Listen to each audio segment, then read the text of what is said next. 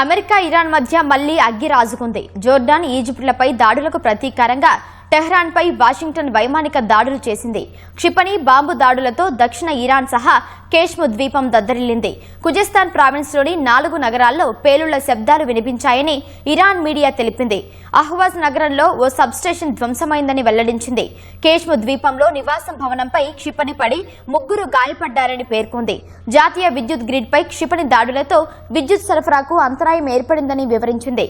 Gulf ప్రాంతంలోని కిష్ ద్వీపంపై క్షిపణి దాడి జరిగినా ఆస్తి నష్టం సంభవించలేదని అధికారులు తెలిపారు.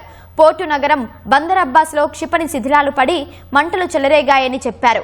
బుషహర్ ప్రావిన్స్లో పేలుళ్లు సంభవించినట్లు ఇరాన్ ప్రభుత్వ మీడియా IRIB పేర్కొంది. ఈ ప్రావిన్స్లోనే ఇరాన్ అణు విద్యుత్ కేంద్రం ఉంది. అయితే ఆ కేంద్రంపై దాడి జరిగిందో లేదో స్పష్టత లేదు. ఇరాన్ రెవల్యూషనరీ గార్డు కోర్కు చెందిన స్థావరాలపై దాడులు చేసినట్లు US సెంట్రల్ కమాండ్ Xలో పోస్టులో తెలిపింది. మిలిటరీ కమాండ్ సెంటర్లు, క్షిపణి, డ్రోన్ కేంద్రాలతో పాటు తీర ప్రాంత నిఘా, రక్షణ స్థావరాలను ధ్వంసం చేసినట్లు వివరించింది. అటు అమెరికా దాడులకు గట్టిగా బదులిస్తామని ఇరాన్ హెచ్చరించింది.